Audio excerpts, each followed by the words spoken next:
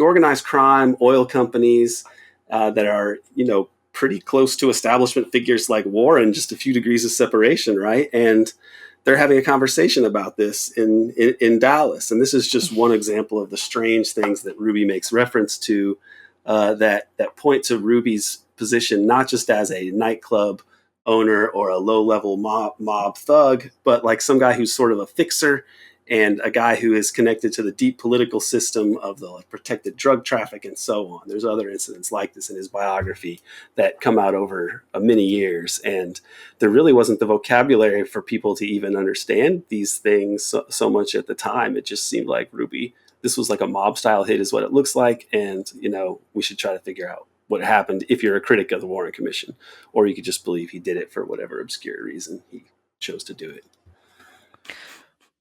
Well, yeah, Ruby, we should pause here on Ruby for a second because, like we said, he's sort of the flip side of the dual nut theory and pretty key to everyone buying into this whole Oswald dual nut theory. But he's not at all, he's like you kind of just teased out there, he's very well connected, not just to Oswald, not just to Kennedy, not just to the events in Dallas, but also to all the establishment figures on the Warren Commission in a myriad of ways. So we should get into that a little bit. So who is Jack Ruby?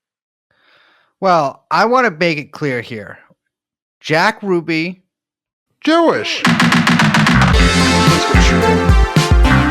Epstein. Jeffrey Epstein.